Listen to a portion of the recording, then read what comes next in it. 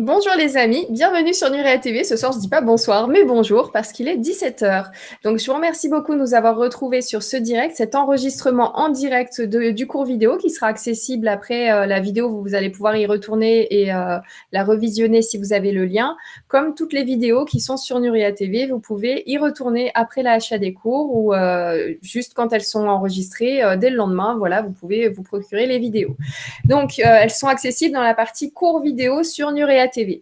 Alors, c'est un petit horaire un petit peu spécial parce qu'en soirée, c'était pas possible d'enregistrer. Donc, on a préféré quand même faire ça en journée, hein, quitte à avoir l'information, même si c'est l'après-midi, il n'y a pas de souci pour nous.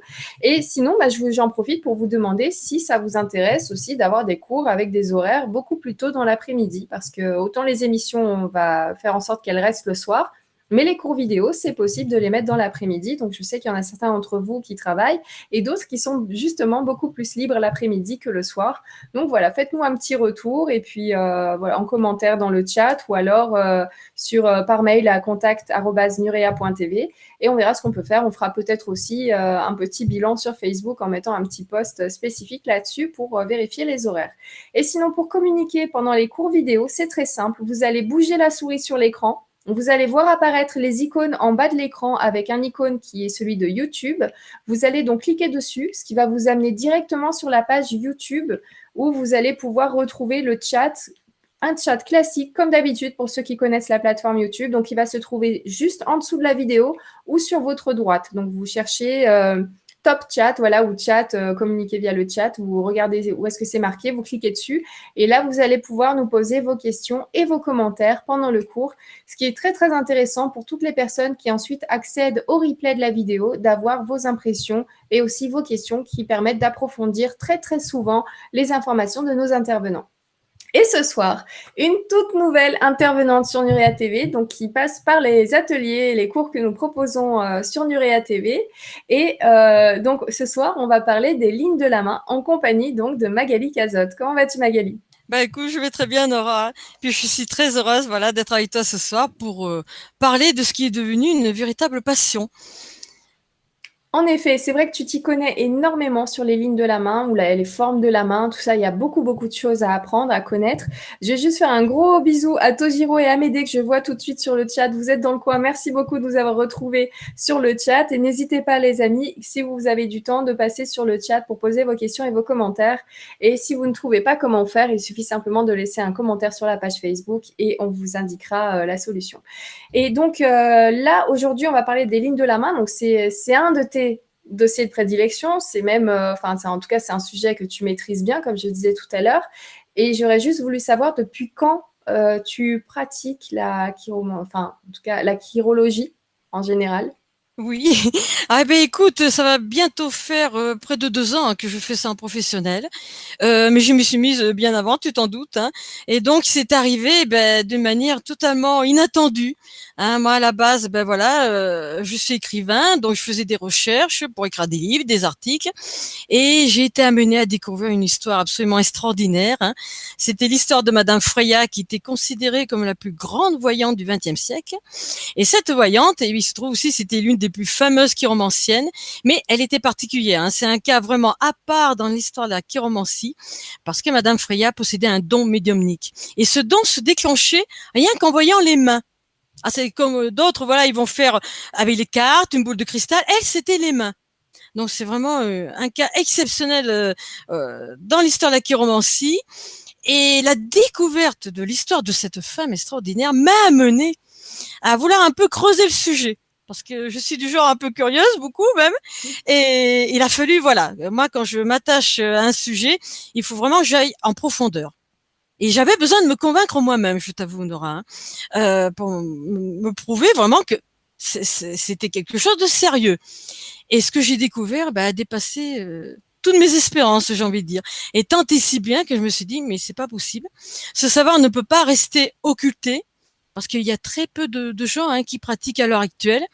Et ce que j'ai découvert et mes propres observations m'ont amené, on va dire, à franchir le pas. À mettre donc mes activités d'écrivain de côté pour vraiment me consacrer corps et âme à remettre en lumière cette science qui est considérée même, Nora, comme la plus ancienne de toutes les sciences. Alors là, voilà, là on va remonter très très loin, si tu veux. On va commencer par ça et d'abord expliquer déjà parce qu'il y a beaucoup de confusion au niveau des mots. Et quand on parle de chirologie, alors la chirologie, ça désigne la science de la main, mais qui englobe à la fois la chiromancie. La chiromancie, c'est l'étude des lignes de la main, et la chironomie. La chironomie, c'est l'étude simplement de la forme de la main, de la taille de chaque phalange, de l'écart entre les doigts, presque, bref, tout ce qui a rapport, si tu veux, à l'apparence de la main. Donc, la chirologie englobe ces deux aspects, hein. Et il faut bien savoir distinguer. Donc, la chironomie va nous apprendre, nous révéler beaucoup de choses sur le tempérament, le caractère et surtout les aptitudes de la personne. Alors ça, c'est très important, notamment pour les jeunes qui cherchent leur voie, qui ne savent pas pourquoi ils sont faits. Et ben là, la main va nous le dire tout de suite. Et là, il peut plus y avoir d'erreur de direction, j'ai envie de dire. Donc ça, c'est très très important au niveau donc de la chironomie. Donc, Et la chiromancie, oui, oui, juste, ouais, on va voir donc un petit peu des deux, donc la chiromancie et la chironomie. On va aussi beaucoup s'arrêter sur la chironomie parce que c'est oui, vraiment quelque beaucoup, chose qu'on ne beaucoup. connaît pas. Moi, les lignes de la main, je savais, mais alors la forme de la main et la signification des formes de la main, je ne savais pas du tout. Donc, si on peut s'attarder plus là-dessus, ça serait génial. Juste un petit bisou à Véronique, Nathalie, Marguerite qui viennent de nous rejoindre sur le chat. Merci à vous. Bienvenue sur donc le chat communication spéciale pour les cours avec l'enregistrement des cours en direct. Donc, n'hésitez pas si vous avez des questions et des commentaires. Et juste pour vous prévenir, les amis, effectivement, du côté de Magali, l'image est légèrement un petit peu floutée. C'est pour ça aussi qu'on enregistre l'après-midi, parce que le soir, c'était compliqué. Mais on va parler de ligne de la main, on va parler de forme de la main. Il y a beaucoup de détails. Et là, à ce moment-là, c'est des images qu'on va faire passer à l'écran. Donc, il n'y aura plus ce flou. Voilà, ne vous inquiétez pas. On ne va pas mettre nos mains comme ça. Voilà, Magali ne va pas mettre sa main. Et ensuite, on verra flou. Voilà, il n'y aura pas de On souci. verra pas grand-chose. C'est clair. Donc, je t'en prie, si tu peux donc poursuivre avec la chironomie et la chiromancie. Voilà. Ah ben alors donc j'étais en train de dire que la chiromancie donc c'est propre aux lignes de la main, mais là on rentre dans un domaine vraiment très mystérieux, on peut le dire, parce que nous sommes dans le domaine de la divination avec les lignes de la main. Et d'ailleurs le mot même chiromancie, il faut expliquer d'où il vient. Il vient du mot ker, le mot grec ker qui veut dire main. Donc tous les mots qui sont en rapport, donc chirologie, chironomie, chiropracteur aussi, c'est toujours la même racine, ce mot ker, ce mot grec ker qui veut dire main. Et pour la chiromancie, on associe le mot grec ker à manteia qui veut dire divination ou action de prédire. Et là, oui, c'est vrai, on est dans un domaine très très mystérieux avec cette étude des lignes de la main. Donc, alors, comme je te l'ai dit, c'est l'une des plus anciennes de toutes les sciences, hein. On retrouve les premières traces en Inde. Ça remonte à 5000 ans. C'est déjà, mais déjà à cette époque en Inde, on disait que c'était une science très très ancienne. Alors tu vois jusqu'où peut remonter cette science. Donc on retrouve les premières traces en Inde, mais ça viendrait d'encore beaucoup plus loin. Et à partir de l'Inde, bon, elle s'est propagée, notamment vers la Chine, où c'est devenu aussi une science à part entière. Encore aujourd'hui, on la considère comme une véritable science en Chine, hein. Et puis bon, tout après ça s'est répandu et quasiment tous les peuples de l'Antiquité ont pratiqué cette science de la main, et notamment Aristote a été le premier à écrire un traité de chiromancie pour Alexandre le Grand. Et Aristote lui-même avait été initié à ce savoir par les prêtres égyptiens. Donc, cette science faisait partie de ce qu'on appelle les savoirs sacrés, pour aider l'homme, l'être humain, à mieux se connaître. Parce que la règle d'or pour les sages de l'Antiquité, elle était inscrite sur le frontispice du temple de Delphes, c'était connais-toi toi-même. Et ça, c'était vraiment la règle d'or.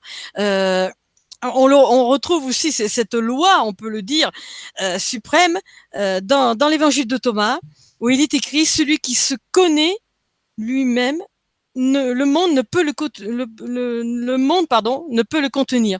C'était tellement important pour l'homme de se connaître, mais parce qu'on ne se connaît pas en fait, on ignore vraiment ce que l'on est en profondeur. Et de toutes les sciences, parce qu'il y a d'autres sciences sacrées comme l'astrologie, la numérologie, qui aident vraiment à, à aider l'être humain à mieux se connaître, hein, vraiment dans ses aspects les plus profonds, les plus mystérieux. Mais la chiromancie, on peut dire même la chirologie, donc qui englobe aussi la chironomonie, c'est vraiment l'outil, on peut le dire, le plus efficace et qui a portée de main, on peut le dire, sans faire de jeu de mots, parce que voilà, il suffit de regarder ses mains et on a des réponses immédiatement quand on sait déchiffrer les signes. Donc ça, c'est tout un apprentissage, hein. Donc voilà, ces peuples de l'Antiquité, ces grands philosophes, hein, ils prenaient cette science très très au sérieux, puisque pour eux c'était un savoir sacré. Nous retrouvons aussi une allusion dans la Bible. À ça, je tiens aussi à le signaler. Mhm. Ça n'est aucunement, nullement contraire aux enseignements de la Bible. Pourquoi? Parce que tu as dans l'Ancien Testament le livre de Job. Et dans ce livre de Job, au chapitre 37, verset 7, il est écrit: Dieu inscrivit des signes et des sceaux dans les mains de tous les fils des hommes pour que les fils des hommes puissent connaître leurs tâches. Voilà, nous avons dans la Bible, voilà ce passage qui nous dit, c'est Dieu lui-même qui a inscrit dans nos mains des signes pour justement que l'on puisse comprendre, ben voilà, la raison même de notre existence. Donc c'est quand même, c'est pas rien. Donc il y a eu voilà ce savoir sacré qui s'est transmis parmi tous les peuples de l'Antiquité. Puis après, bon, il a été confié aux gens du voyage, aux bohémiens. Voilà, ça c'est vraiment, c'est indissociable, hein, cet art pratiqué par les bohémiens, les gitans. Ben d'ailleurs, Nora, là, je vais en profiter pour partager, on va dire, une image vraiment classique, hein, de la diseuse de Bonaventure. Voilà, que je vais te mettre à l'écran. Voilà, je pense qu'on la voit. On voit très bien. Voilà, donc ça c'est vraiment l'image typique, hein, de la gitane, de la bohémienne qui lit dans les lignes de la main.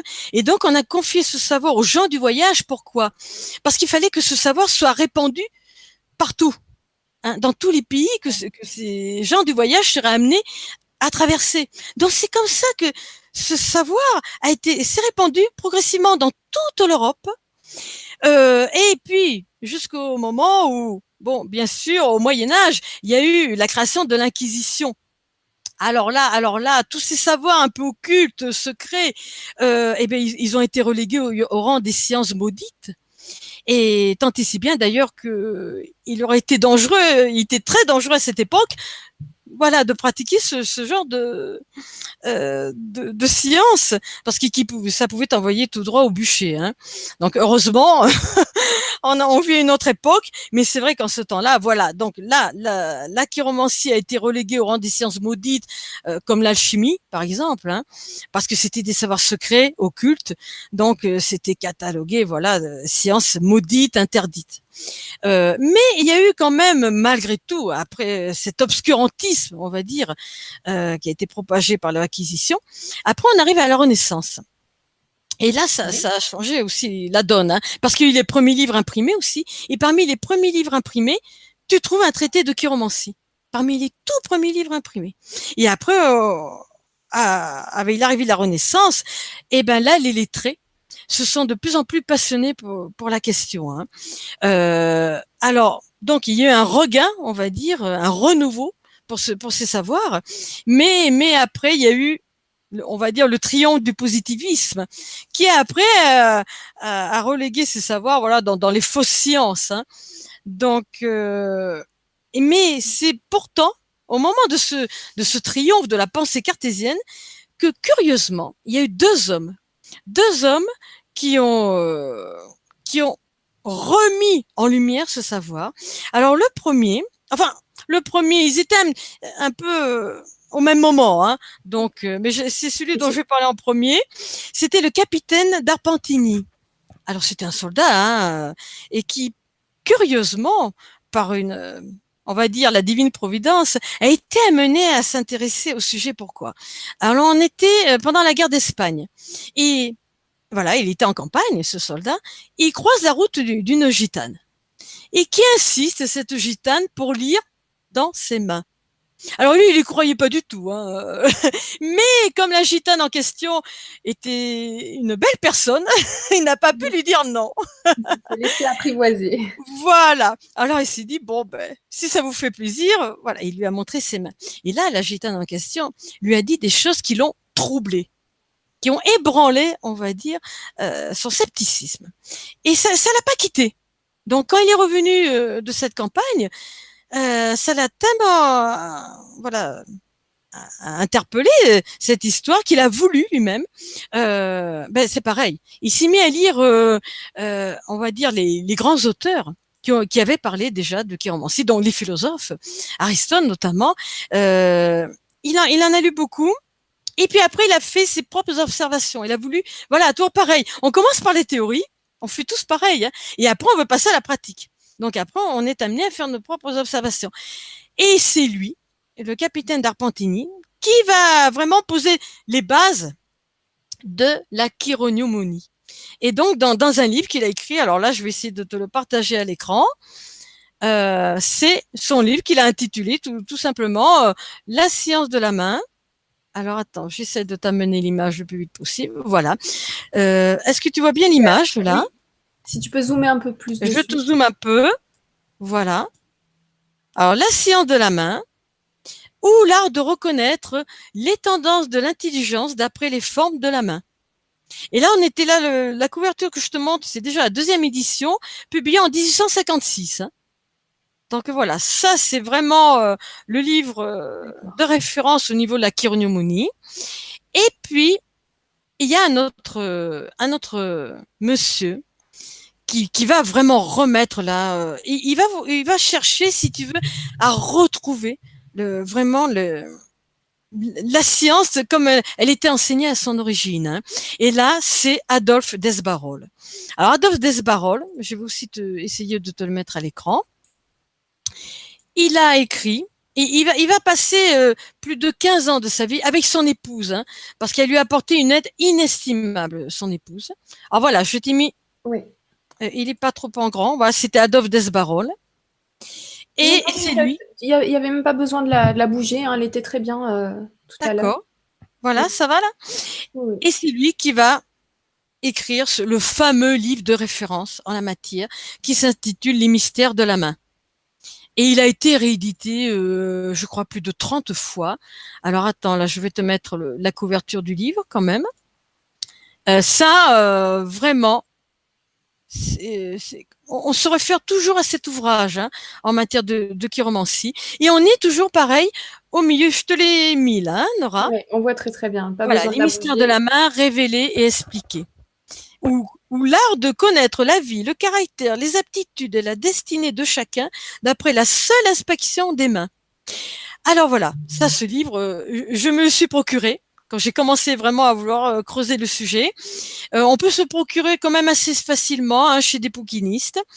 Mais donc voilà, tu as eu le capitaine d'Arpentini et Adolphe Desbarolles, on est au milieu du 19e siècle, pardon, qui ont vraiment remet en lumière ses savoirs, mais Desbarolles reprochait, et je crois qu'il avait raison, il reprochait au capitaine d'Arpentini de s'être focalisé simplement sur la forme des mains.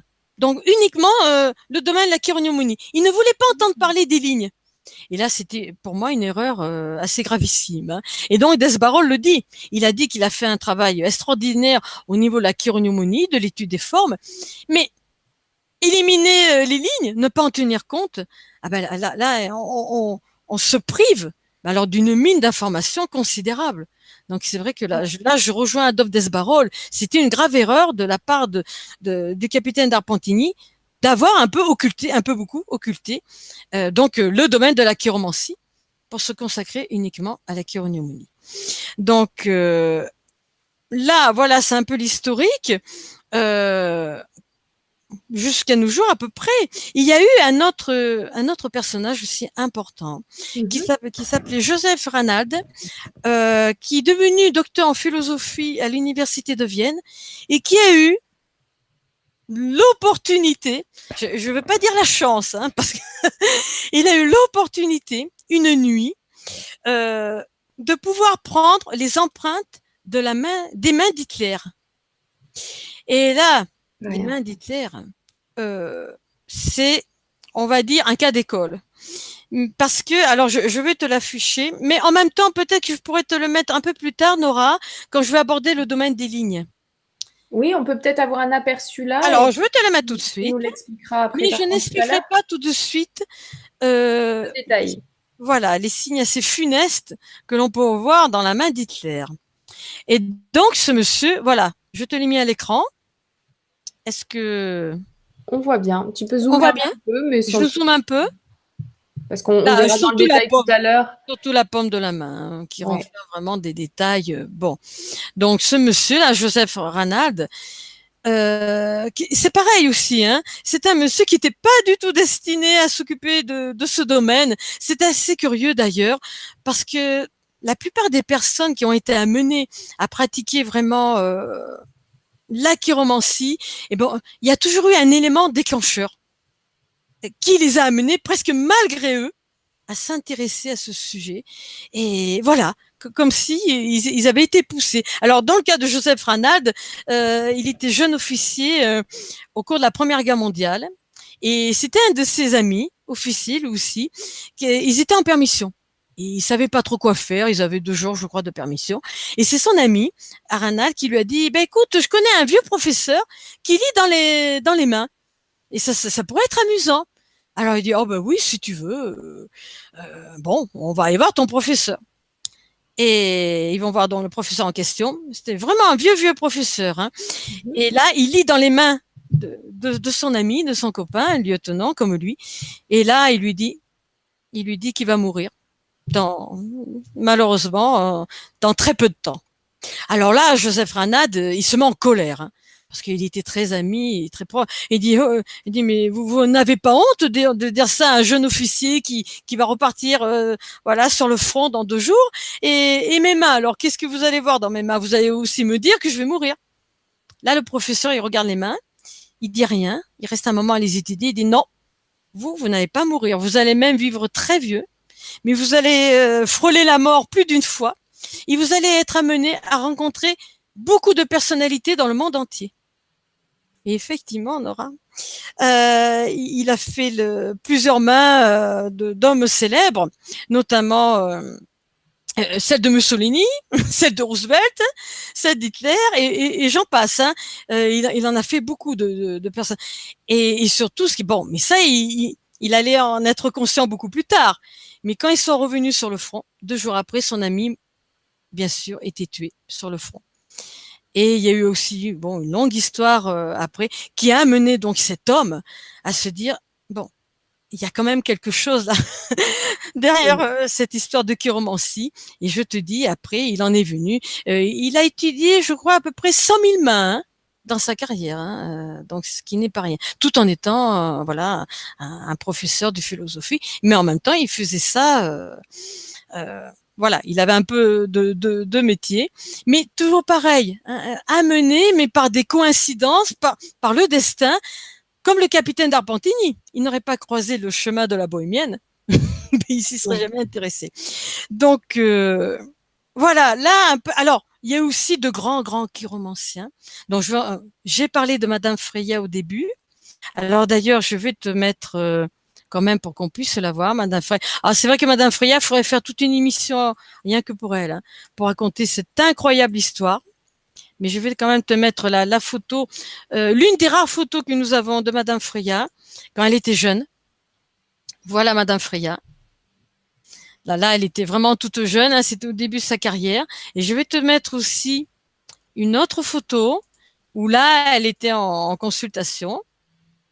Voilà, j'essaye de la mener. Voilà. Alors là, j'y suis. Et là, on la montre en train d'examiner une main, et toujours avec une loupe. Hein, et elle a posé les mains sur un coussin avec un apron de dentelle. Voilà. Mais à l'époque de Madame Freya, ben, on n'avait que la loupe pour voir les détails. Alors que maintenant, Nora, quand je m'en suis rendu compte très très vite, nous sommes entrés dans la chiromancie du XXIe siècle avec l'ordinateur. avec Internet. C'est-à-dire que quand j'ai commencé mes premières observations, bon, j'ai bien sûr demandé aux personnes qui m'entouraient, voilà, de m'en montrer leurs mains. Mais quand j'ai commencé à demander à mes amis qui se situent aux quatre coins de la France, bon, je pouvais pas les avoir sous la main, c'est qu'à de le dire.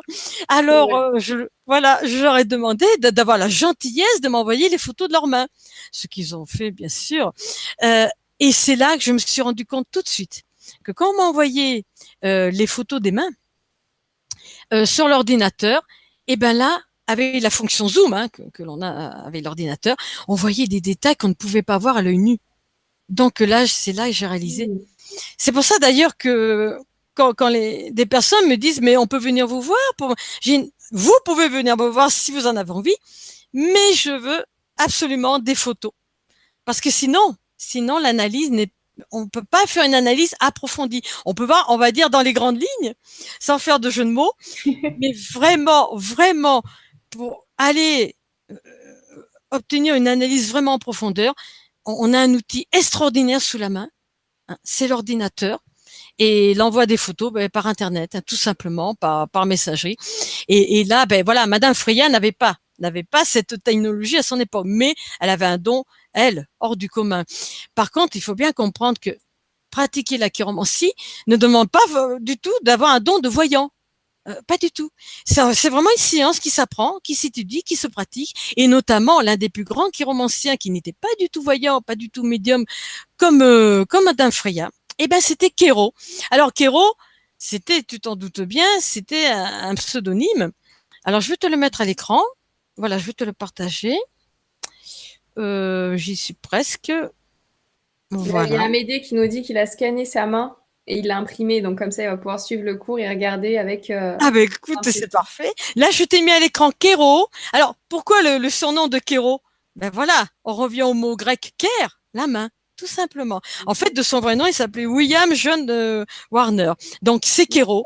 Ce fut l'un des plus grands chiromanciens. Et euh, il a été... il a été amené, à regarder notamment les mains d'Arthur Conan Doyle, le père de Sherlock Holmes, Mark Twain.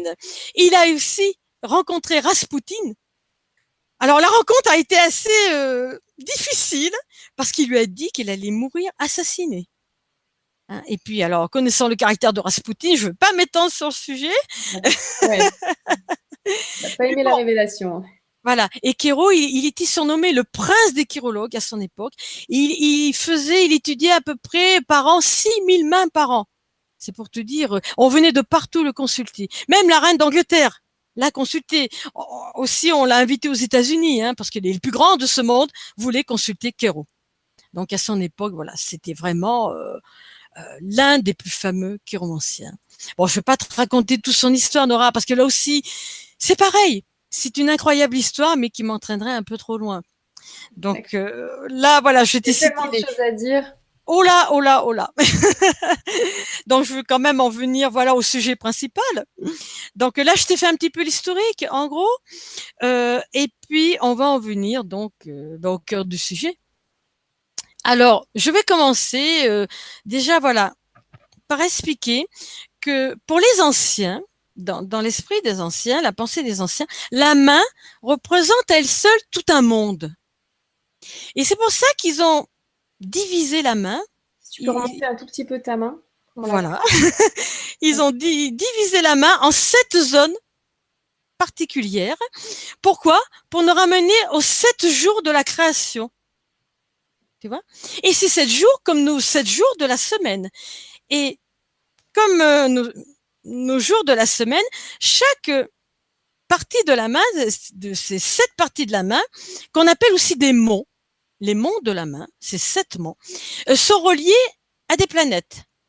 Alors, comme les jours de la semaine, Nora, il y a le mont de la Lune. Alors, attends, avant de commencer voilà, je vais te mettre à l'écran, et comme ça, je vais pouvoir après montrer exactement l'endroit de la main. Ah, voilà. Je fais apparaître ma petite flèche qui a du mal à venir. Voilà. J'y suis presque. Voilà. Alors, je te mets à l'écran. Je vais te. Super. Voilà. Alors, tout en te parlant, je vais te montrer avec le curseur. Alors, il y a le monde de la Lune. Le monde de la Lune, que, pour le lundi. Le lundi, c'est le jour de la Lune. Alors, regarde, il se trouve là, je te le Oui, montre là on voit avec... bien. Tu le vois bien, hein. Voilà, on l'appelle aussi l'éminence hypothénare, par opposition à l'éminence ténare. Alors, ténare, c'est pareil, c'est un mot grec qui veut dire pomme, tout simplement. Alors, l'éminence ténare, c'est le monde de Vénus, qui se trouve là. D'ailleurs, c'est écrit en gros, hein, je crois qu'on peut bien le voir sur l'écran. Donc, l'éminence ténare, c'est le monde Vénus, qui est opposé à l'éminence hypoténare, qui est le monde de la Lune. Donc, ils se font face l'un à l'autre. Alors, je vais quand même revenir à la Lune pour le lundi. Donc, premièrement, le monde de la Lune, qui se trouve là. Ah, juste une petite question vite fait. Tiens, j'ai un petit bip lors de ma question. Donc, une petite question vite fait. Quelle main on doit plus regarder que l'autre? Il faut les deux, Nora. Il faut les deux. Ok. Ah, absolument. Alors, quelqu'un qui va te dire qui ne lit que dans une main, alors là, déjà, c'est quelqu'un Faut qui n'y partir. connaît rien. Ok. Pourquoi?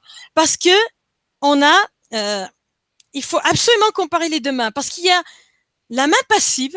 Alors, la main passive, pour un droitier, c'est la gauche, la main gauche, et la main active. Donc, bon, si tu es droitière, c'est ta main droite. On inverse. Si tu étais gauchère, ta main passive serait la main droite. D'accord. Et inversement, la main active serait la main gauche. Pourquoi? Il faut absolument comparer les deux parce qu'il y a de grandes différences entre les deux mains. Et dans la main passive comporte tout ce qu'on t'a donné à la naissance, ton potentiel. Et la main active va nous dire ce que tu vas faire, ce que tu as fait, ce que tu vas continuer à faire de ton potentiel. Par exemple, je te donne un exemple très concret. Si tu as une belle ligne de tête, bien longue, bien tracée dans ta main passive, donc pour toi ta main gauche, et Ouais. si dans ta main, il se peut que dans ta main active, ta ligne de tête soit beaucoup moins longue. Et pourquoi? Qu'est-ce que ça voudra dire? Ça veut dire que tu n'auras pas utilisé tout le potentiel qu'on t'a donné à la naissance. Donc tu vois l'importance de comparer les deux mains.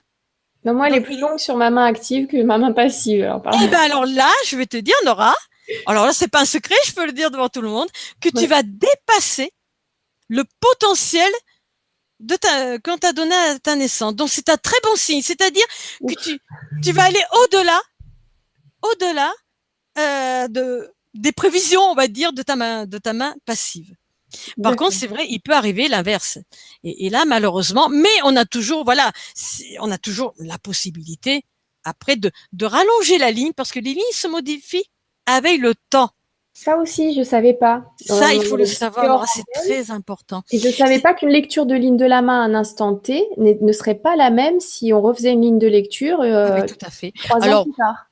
voilà. Comme tu dis, il faut quand même laisser passer un délai de 2, 3 ans. Quoique ça peut aller très vite. Je peux te dire même que j'ai constaté dans mes mains, surtout à partir du moment où j'ai décidé de me lancer dans cette aventure, des lignes qui sont apparues. Mais vraiment que je n'avais pas du tout avant. D'autres qui se sont modifiées. Et c'est allé très vite. Puis surtout, bon, j'y fais beaucoup plus attention. Et ça peut mettre que quelques mois, les modifications. En général, c'est 1 an, 1 ou 2 ans. D'où l'importance d'ailleurs de photographier ses mains à une date précise tous les ans pour voir Ah l'évolution. oui, Tu vois? bonne idée. Bon. Alors, je vais quand même en revenir un peu à mes mots, Oui. parce que là, voilà, je me suis un petit peu... Voilà, tu m'avais posé la question, est-ce qu'il faut qu'une main? Mais non, il faut absolument les deux. Hein, sinon, c'est pas sérieux du tout. Et Ok. puis, tu n'as que la moitié des informations. Donc, il te D'accord. manque tout avant. Alors, je reviens donc. J'ai commencé par le monde de la Lune pour le lundi. Ouais. Le monde de Mars, il est là. Il est juste au-dessus du monde de la Lune. Alors, il se trouve un peu sur le tranchant de la main. Je vais un peu te zoomer là. Mhm. Alors, il se révèle le monde de Mars si le tranchant de ta main est plus ou moins bombé. Tu vois, je te fais un peu le. Alors Mhm. pourquoi? Il y en a qui peuvent être creux, il y en a qui peuvent être droits, et d'autres qui sont vraiment bombés. Alors que représente ce monde de Mars? Alors d'abord, excuse-moi, Nora, parce que j'ai oublié de dire le monde de la Lune. J'y reviens. Il est en rapport avec l'être profond de la personne, c'est-à-dire son intuition, le domaine des rêves, de l'imagination, à l'étranger aussi, des voyages, les voyages plus ou moins lointains. Tout ça, on le voit sur le monde de la Lune. Donc, voilà. que je situe là. Le mont de Mars, lui, il est un rapport donc avec le jour, le mardi, puisque c'est le jour de Mars. Et le mont de Mars, plus il est développé, si tu veux, plus il indique que la personne est armée pour la vie. On l'appelle aussi le bouclier de la vie. Parce que c'est comme si on te donnait une armure pour faire face aux épreuves de l'existence. Alors, quand il n'est pas très développé, ben, à la limite, c'est pas plus mal. Parce que ça veut dire que si on t'a pas donné cette arme, cette défense, c'est que tu en auras pas trop besoin. Par contre, il est plus ennuyeux de voir un creux, un mont de Mars creusé. Ça veut dire que la personne n'a aucune défense. Donc malheureusement, quoi qu'il lui arrive, elle sera pas en mesure, elle aura pas la force pour lutter et pour surmonter l'épreuve. C'est plus embêtant un mont de Mars creusé. S'il est plat, bon, ça veut dire que la vie sera à peu près tranquille. Il y aura pas de grosses épreuves. S'il est plus développé, bon, ben ça veut dire qu'on t'a donné la force quand même pour surmonter les épreuves. Voilà. Donc ça, tout ça, c'est le mont de Mars. Il se trouve là. Hein. J'essaie de grossir un peu. Voilà. Ça, c'est. D'ailleurs, tu vois, sur le schéma, il y a le signe de Mars. Alors, on arrive au mont de Mercure. Le mont de Mercure qui se trouve sur l'auriculaire, parce que l'auriculaire est lié, on l'a associé au dieu Mercure, le dieu de la science. Aussi le dieu du commerce. Donc, plus tard, on va voir, on aura l'importance au niveau des phalanges. C'est très long, hein. Mais là, tout ça, c'est l'étude de la chironomonie. Hein. On est toujours dans la forme de la main. Donc, le mont de Mercure, bien sûr, se situe sous le doigt de Mercure. Il est là. Donc, c'est bien sûr le jour lié en rapport avec mercredi. Mercredi, Mercure. Donc là aussi, on va voir les aptitudes au niveau du commerce, de la science. Tout ça, on va le voir au niveau de l'auriculaire et au niveau du mont de Mercure. Alors après, je descends un petit peu le diagramme là. Là, on est sur le mont d'Apollon, ou le mont du soleil, hein, parce que Apollon est le dieu du soleil. Donc ça correspond au dimanche, parce que c'est le jour du soleil, le dimanche. Alors, on le réalise pas avec notre mot français, dimanche, mais en anglais, Sunday, le jour du soleil. Le jour du soleil. Voilà. Donc ça correspond au dimanche. Et là, c'est le mont d'Apollon, puisque l'annulaire, c'est le doigt. L'annulaire, c'est le doigt, on met l'anneau d'or, donc lié alors à la lumière, au soleil, à Apollon. Alors là, c'est le doigt qui est lié à l'art et aussi aux aspirations les plus profondes de la personne, les idéaux les plus grands. Hein. Quand une personne a un tempérament très idéaliste, en général, il a un annulaire plus long que l'index. Là, on voit déjà que la personne est dans le domaine vraiment des idéaux les plus grands.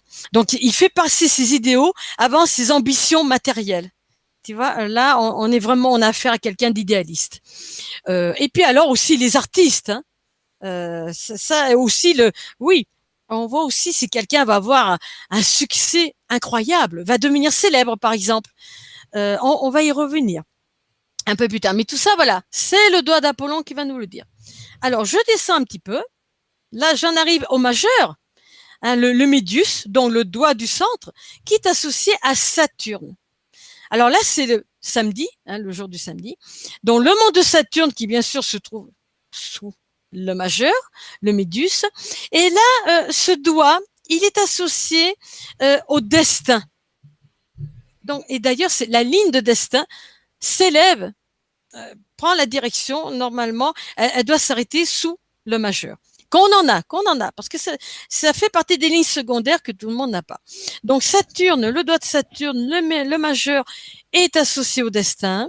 On voit aussi, bon, on va y revenir un peu plus tard, à l'amour de la terre, les prédispositions aussi pour les sciences, la métaphysique. Enfin, tout ça va nous être révélé par le doigt de Saturne. Alors, on arrive maintenant au doigt de Jupiter, le mont de Jupiter, qui se situe sous le doigt Jupiter, qui est l'index.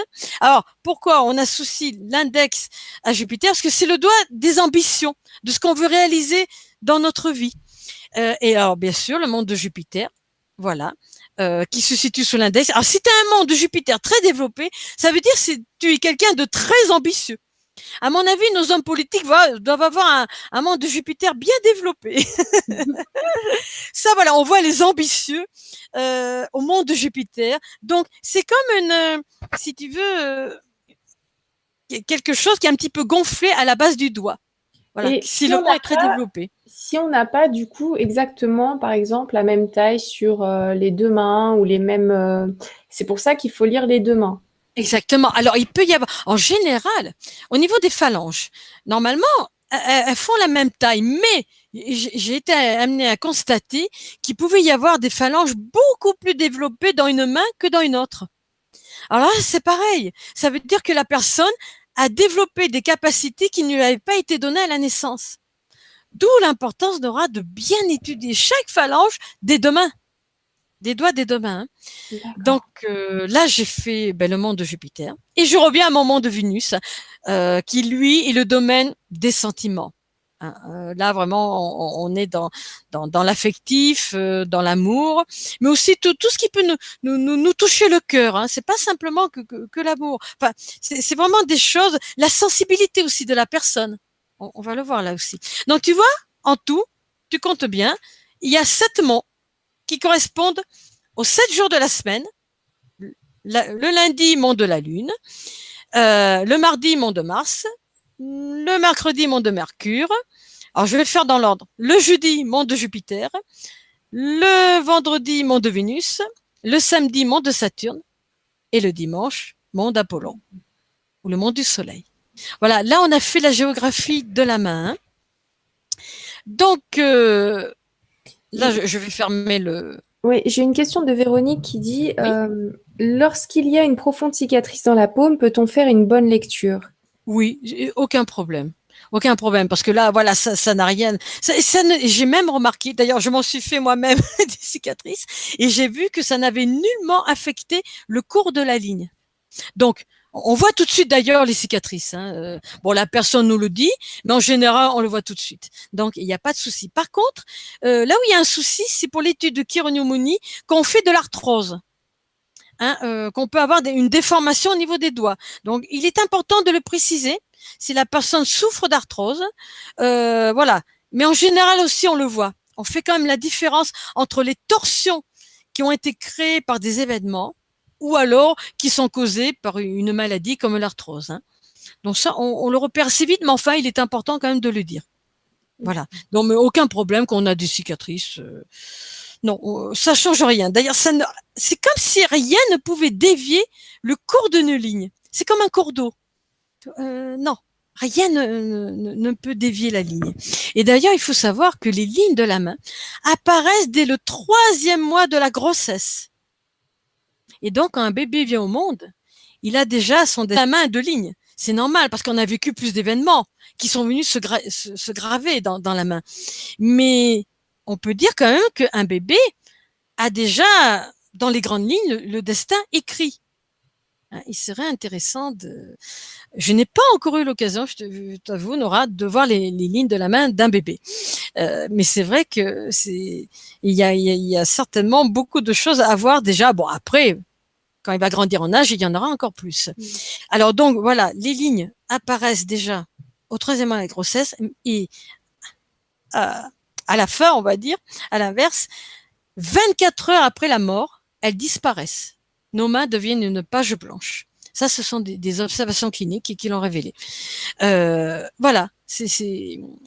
Donc, parce qu'on pense, si tu veux, pardon, C'est dingue. Non, je sais pas. parce qu'en fait, c'est lié aux connexions nerveuses.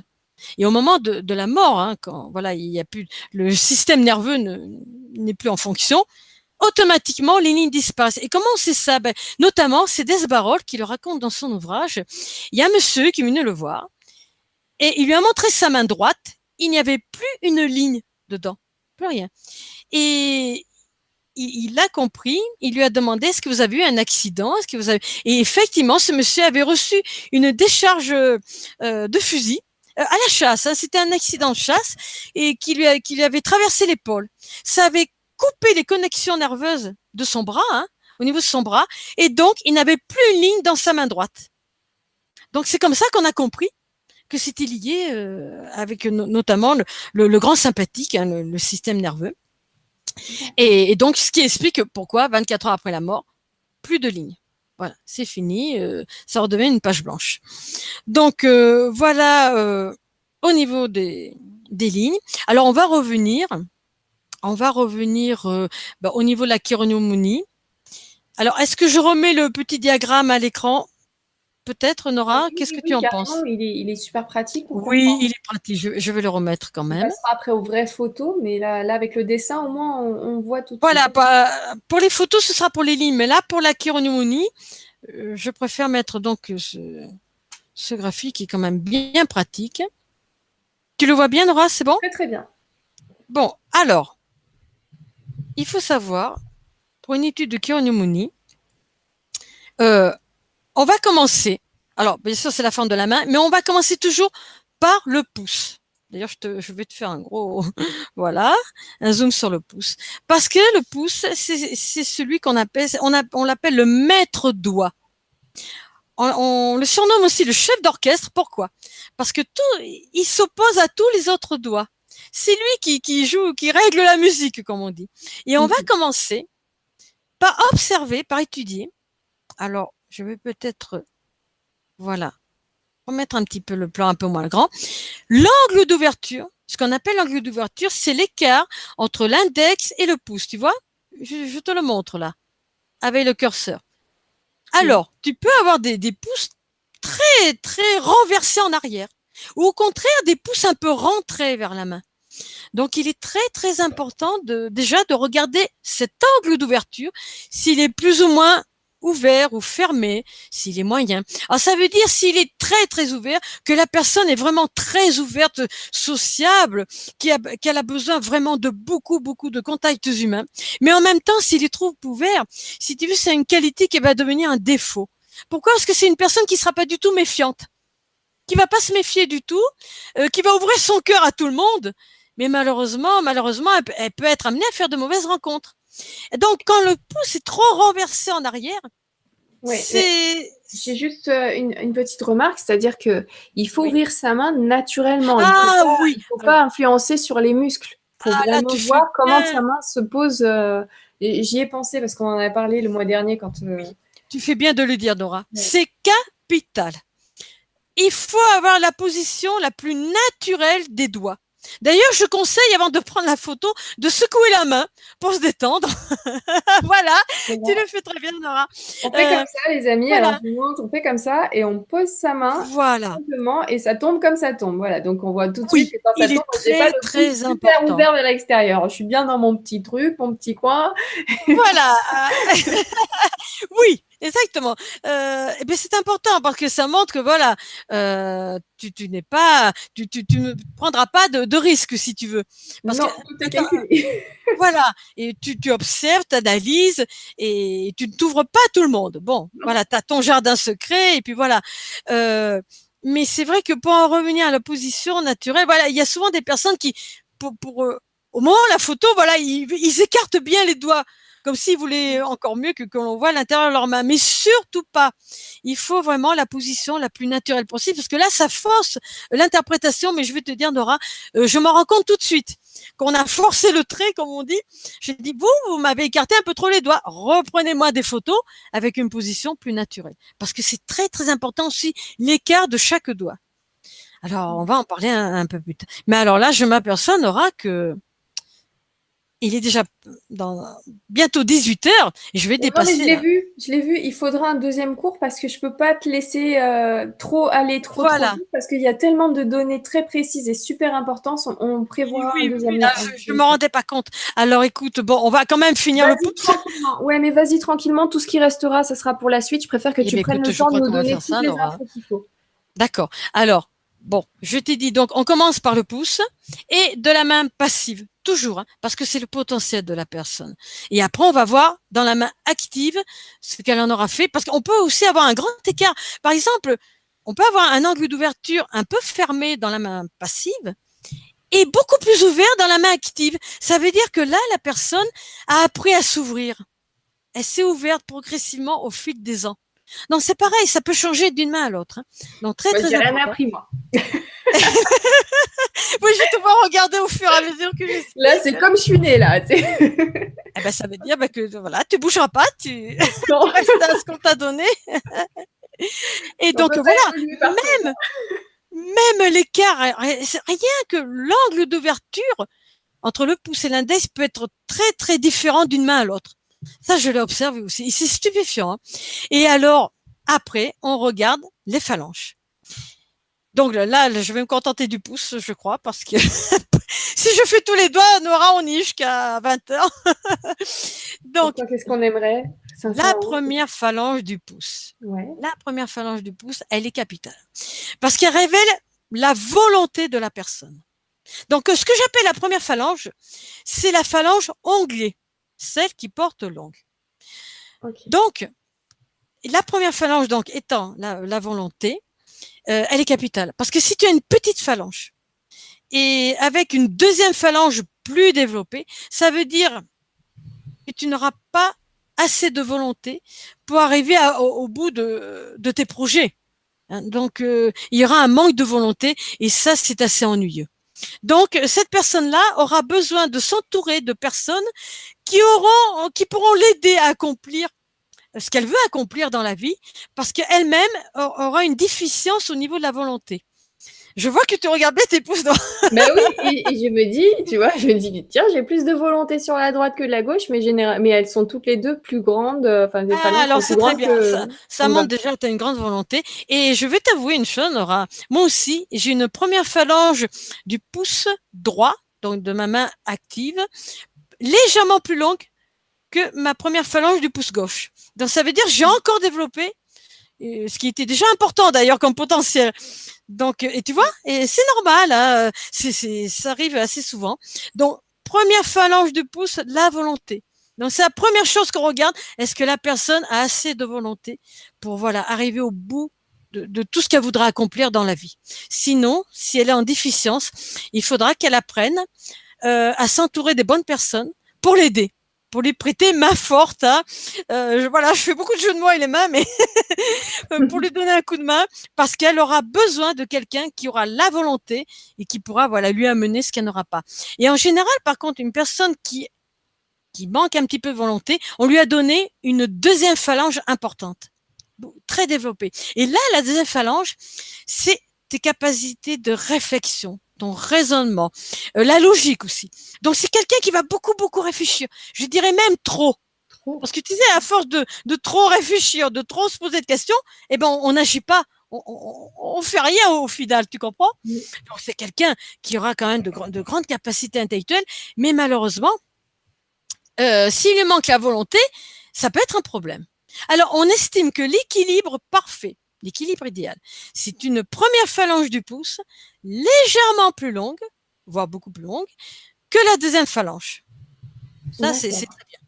Euh, Amédée nous dit, j'ai la première phalange plus petite, mais en plus, elle s'incurve vers l'extérieur. alors là, il peut être amené, oui, à prendre des risques inconsidérés. Alors là, C'est pas bien, Amédée, ça.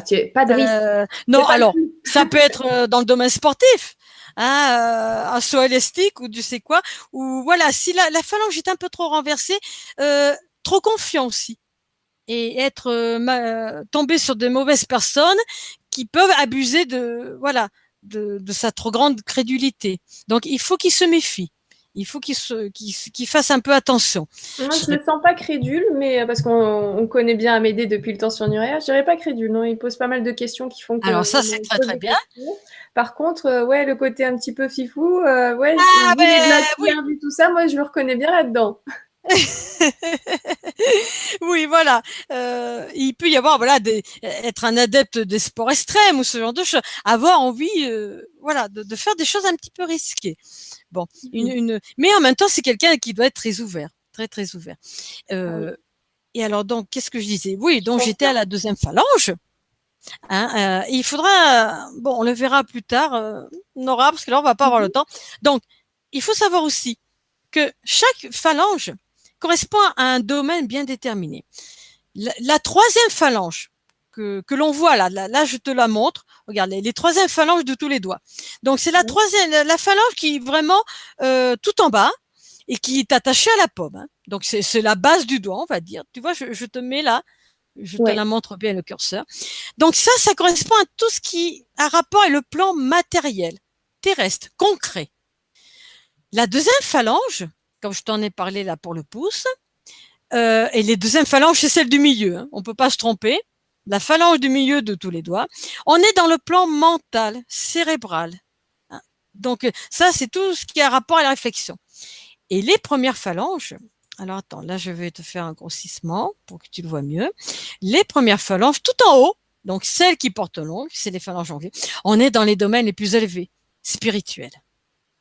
Donc, et suivant chaque domaine, on va voir que chaque doigt va nous révéler quelque chose de particulier. Alors ça, je vais pas pouvoir le faire, je pense, aujourd'hui, Si mais je tu vais veux, finir. on peut rester un petit peu plus sur la chironomanie aujourd'hui et faire Oui. un deuxième cours beaucoup plus sur les lignes de la main. Mais tu sais, Nora, là, rien que la chironomanie, on en a encore pour près d'1 heure, là. Presque. C'est très long, Nora. Et d'ailleurs, quand je fais des analyses, quand je donne des rendez-vous pour après expliquer les détails de l'analyse, je reste en moyenne, généralement, près de 2 heures et la personne. Parce que rien que la chironomanie me demande 1 heure. Et après, les lignes de la main, n'en parlons pas. Tu vois, c'est Parce très, que, très en long. fait, là, par exemple, juste pour savoir, pour les trois phalanges des autres doigts autres que le pouce, Oui. si on a une phalange qui est beaucoup plus grande que les autres, c'est finalement ce qui nous intéresse le plus à vivre. C'est ce qui va compter le plus. Hein. Matériel, c'est ce qui va compter le plus, matériel ou mental ou spirituel. Voilà. Bah écoute, voilà, je vais te donner un exemple tout de suite, là, concret. Si tu as une troisième phalange de l'index très développée, ce que j'appelle une phalange prédominante. Donc tu vois, c'est celle-là. Hein. Je suis dessus là. Ouais. Hein. Bon. Ça veut dire que tu accordes une énorme importance à ton entourage, ta famille, ton foyer. C'est vraiment là essentiel pour ton équilibre. Mais alors quand elle est trop développée, là je dirais que l'attachement est trop excessif. Et tout ce qui va arriver à ton entourage, aux personnes qui t'entourent, même un événement, bon, pas très gravissime, mais ça va t'atteindre très très fortement. Et D'accord. c'est trop, parce que une qualité en excès devient un défaut. Tu vois, et il faut quand même, il faut un équilibre en toute chose. Donc quand c'est trop, quand on dit quand c'est trop, c'est trop. Voilà. Donc la phalange, il est bien, il n'y a rien de mal à être attaché à sa famille, à ses enfants, à ses conjoints, mais quand c'est excessif, en plus tu peux devenir étouffante. Ça peut peser aussi sur ton entourage, un attachement trop excessif. Tu vois? C'est pour Tu vois ça tous qu'il faut. les ados qui vont aller voir les mains des parents et qui vont dire, tu vois, t'as une grande phalange, laisse-moi tranquille maintenant. Ah ben si leurs parents, souvent la maman, mais ça peut être aussi le papa, une troisième phalange très très importante de l'index. Oui, malheureusement les pauvres là, ils vont subir un poids qui va même Mais durer si on en a longtemps. conscience, ça peut évoluer avec le temps. Peut-être qu'à force d'en avoir conscience, Ah, on va disons travailler alors au niveau là-dessus. des phalanges, autant on peut faire évoluer les lignes, Ah, autant au niveau des phalanges c'est plus difficile. et de la forme, c'est Parce plus que c'est difficile. notre tempérament, on est venu au monde comme ça. Et comme on dit, c'est difficile d'aller contre sa nature. Mais quand on sait, quand on a conscience de ses défauts, on peut, on peut faire en sorte de les diminuer.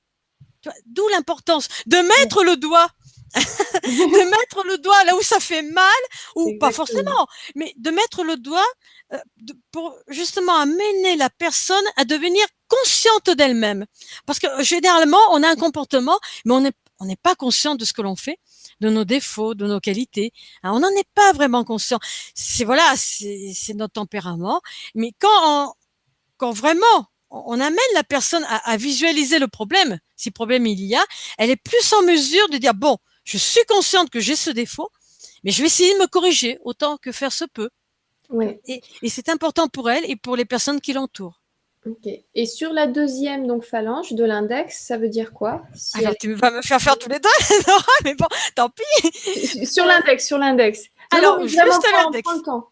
Je prends mon temps. Il y a même Là, Amédée qui dit non, mais c'est OK pour 3 cours même, il n'y a pas de. bah Donc, écoute, moi je peux pour rester l'instant, encore 1 heure si tu veux, mais j'ai peur que tu me le dis, hein, non, sur Nora. cette vidéo-là, non, mais pour que quand même ce ne soit pas 3 heures en un coup comme ça, mais Oui, oui, on d'accord. va pouvoir diluer après. Allez, on va se finir quand même l'index. Voilà, on se finit l'index. Et je reviendrai quand même sur la troisième phalange du pouce parce que tu Ouais, m'as emmené sur l'index. On finira là-dessus.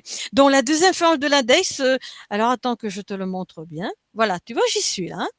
Donc c'est celle du milieu, hein, on peut pas se tromper. Là, on est, comme je te l'ai dit, deuxième phalange, on est dans le plan mental, cérébral. Et là, ça veut dire, si elle est très développée, qu'on a un esprit analytique très important. C'est-à-dire la personne, elle va tout analyser, que ce soit les paroles des personnes, les événements. Elle pourra pas s'empêcher de tout passer au crible, d'analyser chaque situation, le pourquoi, du comment. Et quand elle est trop développée, c'est pareil. Là, c'est quelqu'un qui peut, voilà, qui va passer son temps à analyser le moindre événement et à se faire des prises de tête, on va dire. Bon, Ouais. par contre, si c'est un chercheur, s'il a des qualités scientifiques, ce sera très bien. Parce que pour analyser, voilà, faire des analyses, ce sera parfait. Pour faire ce que je fais aussi, il faut une bonne deuxième phalange de l'index. Parce qu'il faut un esprit d'analyse. Tu vois, quand tu es amené par ton travail à devoir analyser les choses, Mhm. c'est une qualité. Par contre, ça peut être un défaut si c'est excessif et si c'est, par exemple, si tu appliques ça dans le quotidien. Par exemple, quelqu'un va te dire quelque chose de banal et toi, tu vas chercher midi à 14 heures parce que tu vas analyser. Comment il l'a dit, pourquoi il l'a dit. Enfin, ouais. Voilà. Alors là, c'est épouvantable. C'est épouvantable pour la personne, mais aussi pour ses relations humaines. Parce qu'aller chercher, voilà, des choses, voir des choses où il n'y a rien à voir, hein, où il faut pas Je me dis que chercher. toutes les femmes, elles vont avoir cette partie-là un petit peu plus développée. Non, c'est Euh, pas ce que tu as dit, c'est comment tu l'as dit. Oui, oui, c'est vrai qu'il y a un petit défaut là. C'est vrai que ça peut être un défaut féminin. Les gars, ils vont voir leur femme, ils vont dire, on fait voir ta main, ok, c'est bon, j'ai compris. Je te C'est raconte vrai tout, que voilà, ça va te c'est calmer.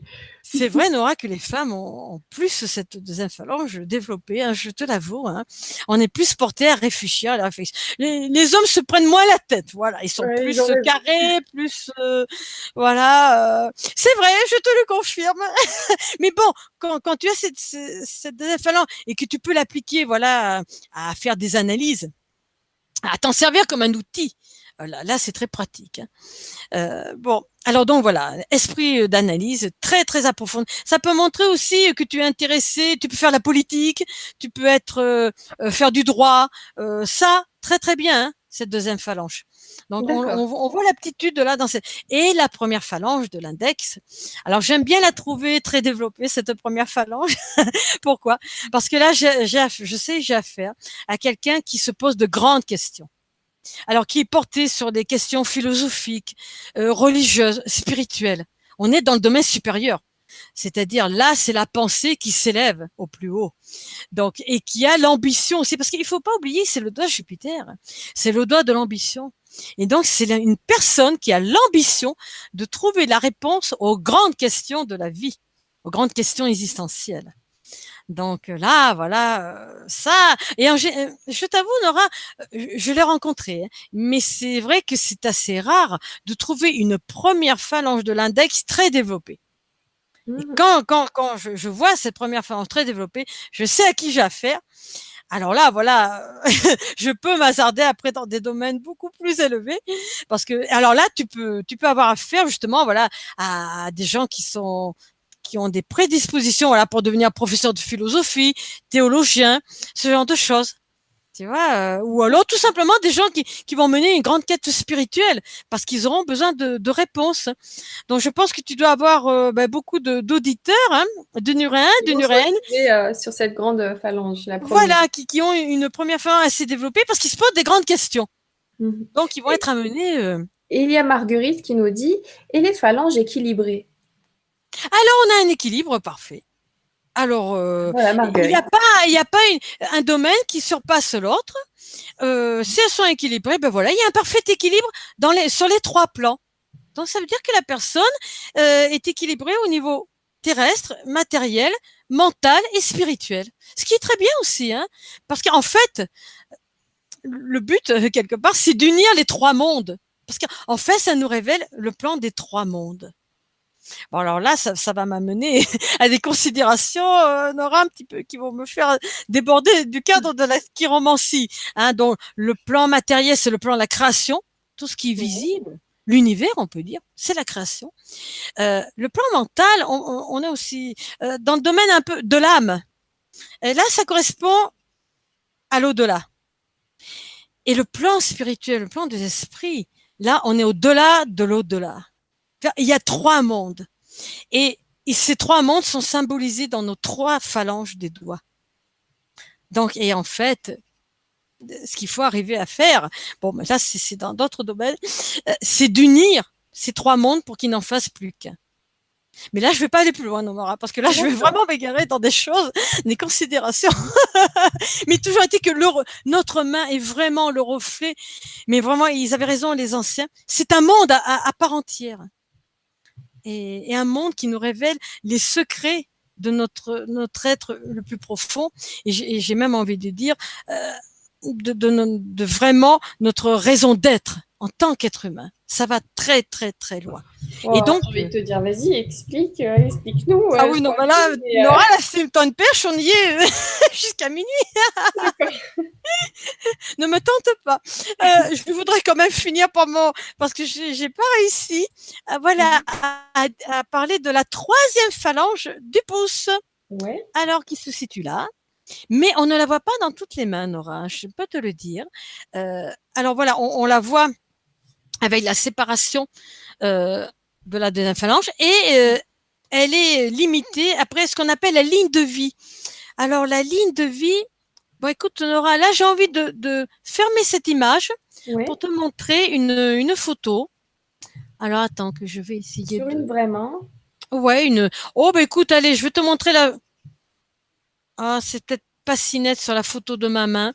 Bon, je vais me montrer une autre photo. Voilà, parce que là, j'ai la ligne de vie. Voilà, bon, ça sera pour plus tard, les lignes, mais je vais te montrer quand même la photo. Si j'arrive à récupérer ma petite barre, là. Ah, ça y est, je l'ai. Donc, je t'affiche la photo. Voilà, tu l'as. Je vais te faire un grossissement. Enfin, pas trop quand même. Alors, là, je montre. Là, cette ligne, tu vois, à la base du pouce, là, c'est ce qu'on appelle la ligne de famille. En l'occurrence, là, elle n'est pas très belle, cette ligne, parce qu'elle est chaînée. Hein, donc là, ça montre... Bon, j'avance un Moi aussi, la mienne, elle est chaînée. Voilà, ça montre pas autant, mais elle l'est quand même. Voilà, là, on peut dire c'est une mauvaise ligne de famille. Ça montre des épreuves et des difficultés vécues dans l'enfance, l'adolescence, quasiment jusqu'à l'âge adulte. Hein. Donc, je valide. Et là, c'est un très très grosse épreuve. Hein. Ouais, je sais pas qui appartient à cette main, je l'ai trouvé sur internet. Bon, et toujours est-il que voilà, la base du pouce, c'est la ligne de famille, plus ou moins marquée, suivant voilà ce qu'a vécu la personne. Et la 3e phalange, tu vois, on la voit, mais elle est vraiment très petite là. Donc c'est la ligne qui part, qui est à la base de la 2e phalange. Et donc cette 3e phalange, qui l'espace entre la fin de la 2e phalange et la ligne de famille. Voilà. Mais tout le monde n'a pas cette 3e phalange au niveau du pouce. Hein. Et donc, là, ça montre, plus elle est développée, cette 3e phalange du pouce, plus tu as une grande sensibilité. Donc là, on voit la sensibilité de la personne, si elle est intuitive, si elle est réceptive, si elle est émotive. Tu vois, 3e phalange du pouce. Donc là, j'ai à peu près fini. Ben voilà, j'ai fait le pouce et l'index. Alors, est-ce que je continue, Nora, ou je m'arrête là parce que c'est toi qui me dis. Écoute, pour l'instant, il n'y a pas trop de questions, les amis. Si vous avez des questions là-dessus, il y a plutôt des remarques, des commentaires. Là, il y a Anaïs qui dit: j'ai une marque de fer à souder sur cette phalange-là, souvenir de cours de techno en 4e. Ah, parce que c'est pas grave. Des marques, mais ça n'empêche pas la lecture. Non, Alex nous dit: la mienne ne va que jusqu'à la moitié du pouce, ligne de famille. Ça veut dire quoi quand ça s'arrête, la ligne de famille s'arrête à la moitié du pouce? Oh, bah écoute, il faudrait que je le voie un peu plus précisément. Ça peut dire que il y a eu des difficultés, mais que pendant une période limitée. Qu'après on ne voit plus les épreuves. Mais il faudrait que je le voie quand même, hein, parce que là, en général, parce qu'on a l'impression de ne pas la voir, mais en fait, quand on fait un grossissement, voilà, quand je te l'ai dit, quand on m'envoie les photos, je peux faire des grossissements et je vois notamment la ligne qui se poursuit, mais d'une manière moins nette, qui est moins voilà, moins apparente. Donc là, c'est à voir. Je peux difficilement répondre, mais bon. Disons que les choses les plus marquées, montre les plus grandes épreuves. Et après, s'il y a moins eu d'épreuves, si ça s'est arrangé, la ligne forcément sera moins marquée, tout simplement. J'enverrai Voilà. la photo de mon pouce à Nora. Alors, Eh ben, t'auras qu'à me transmettre la photo du pouce et puis je t'enverrai voilà. juste la photo du pouce pour que tu puisses voir et au prochain cours, à Et ce au moment-là, prochain pouvoir cours, te dire, voilà, je voilà, c'était ferai. bien sur le milieu ou sinon, ah non, non, regarde, ça se prolongeait. Voilà, pour ce genre de petits détails-là. Sinon, Amédée qui nous dit, elle est beaucoup plus fine en deuxième partie. Donc cette ligne-là, ben moi j'ai l'impression d'être comme sur Amédée. Voilà, je vois bien les chaînes qui vont presque jusqu'au bout du pouce, mais après Ouais. c'est un peu plus fin. Et effectivement, quand Eh je regarde le plus ben, près, ça continue un peu. Mais bon, c'est ça veut dire que ça s'est arrangé. ouais. Yacine qui nous dit aux 12 ans de mon fils, je lui fais une consultation.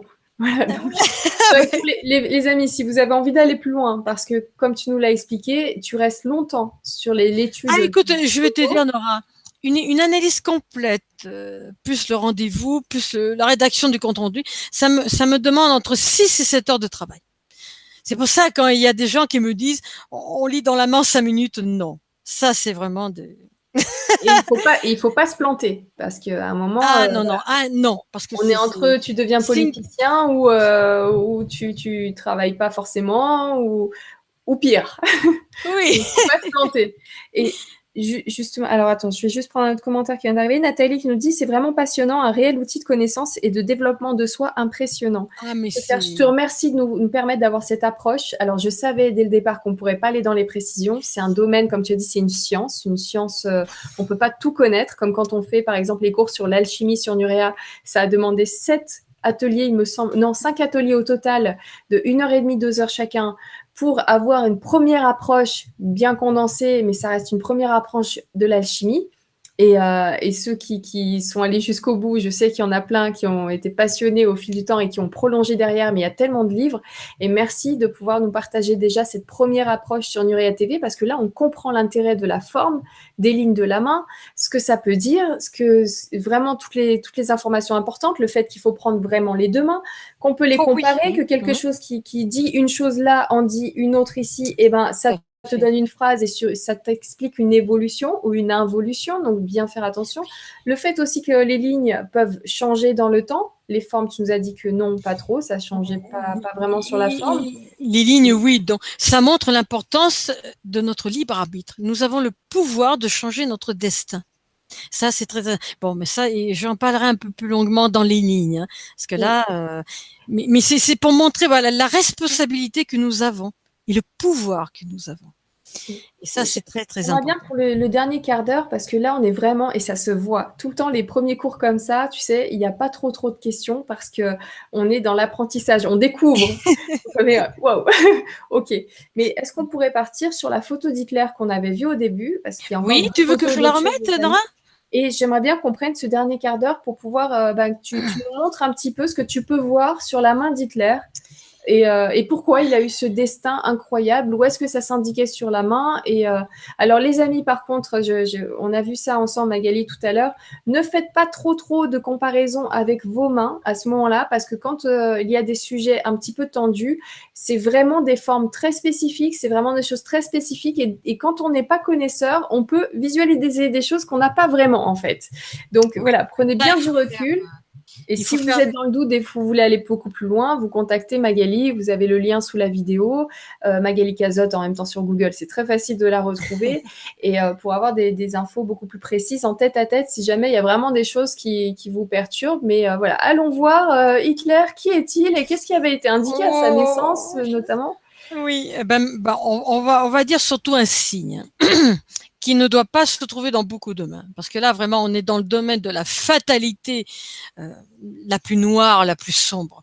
Donc, c'est sur la ligne de destin. Alors, je te montre, est-ce que tu vois bien, Nora? Je te fais un gros plan de la ligne de destin. Alors, la ligne de destin, il faut savoir qu'elle part en général du bas de la pomme, mais elle peut partir aussi du monde de la ligne. On n'en a pas tous, hein. Elle fait partie des 3 lignes secondaires.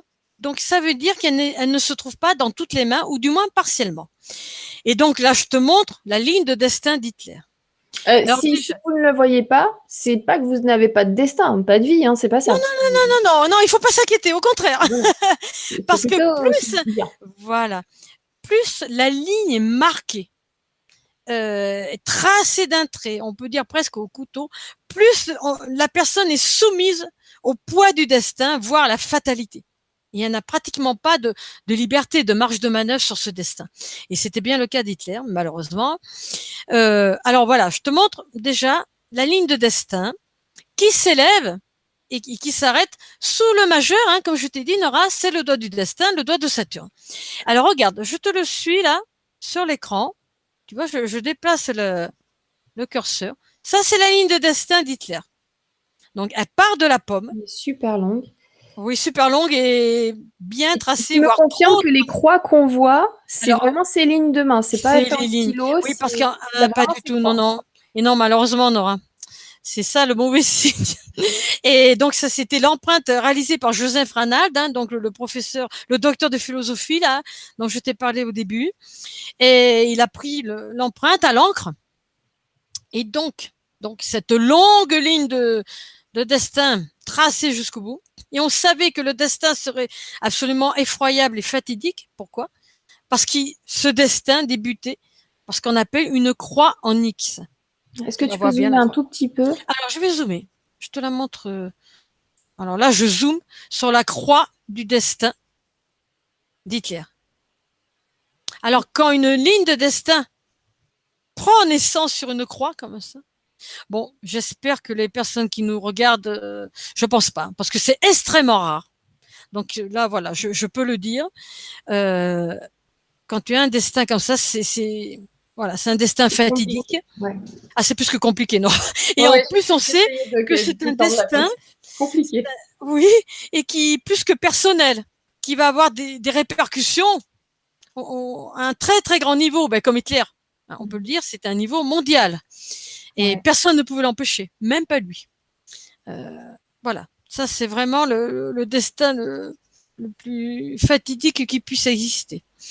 Donc, et on voit qu'il allait mourir de mort violente, une mort tragique, violente, à la ligne de vie. Alors la ligne de vie, bon, je pense que tout le monde la connaît plus ou moins. C'est la ligne qui fait un arc de cercle autour du pouce. Alors tu vois, même chose, Nora, regarde bien. Je vais grossir, je vais grossir. Alors, je vais les mettre côte à côte d'ailleurs. Voilà, la ligne de destin d'Hitler qui commence par une croix et la ligne de vie qui s'achève par une croix.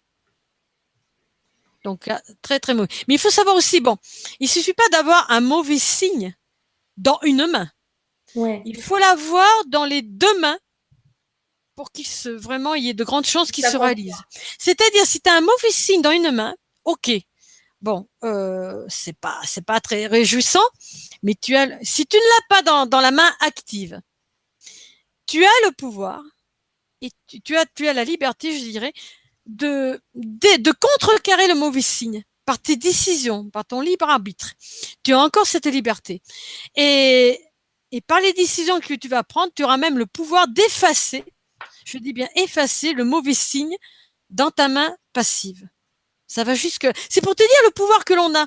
C'est-à-dire, même si on a un mauvais signe dans une main, bon, il faut pas s'alarmer, il faut pas. Non, parce qu'il faut encore se dire, j'ai le pouvoir. Surtout si tu es conscient, si on t'aide à comprendre le signe, si tu sais ce qu'il veut dire, à quel moment aussi de la vie. Alors, le plus dur, la plus grande difficulté aussi dans l'analyse, c'est de dater les événements. Ouais. Alors, on est toujours à 3-4 ans près. Ah, quand même. 3-4 ans près, oui, oui. Mais bon, des fois, j'arrive à trouver l'année près. Alors là, je suis très contente. Mais en général, on te donne toujours une marge de 3-4 ans. Pourquoi? Parce que les lignes n'ont pas la même forme d'une main à l'autre. C'est-à-dire, tu as des lignes beaucoup plus dilatées chez des personnes, parce qu'on n'a pas, tout le monde a une morphologie bien précise, bien particulière. Donc, il est plus difficile. Il n'y a pas, si tu veux, une datation qu'on peut appliquer, voilà, à tout le monde. Il faut adapter la datation à la morphologie de la main. Et ça, c'est la plus grande difficulté. Mais en général, voilà, on est toujours à 3-4 ans près. Bon. Donc, on sait quand, par exemple, je peux te dire que s'il y a un bon signe, qui apparaît vers le début de la trentaine, je vais te dire, il va arriver entre 32 et 34 ans. Je saurais que c'est à peu près cet âge-là. Bon.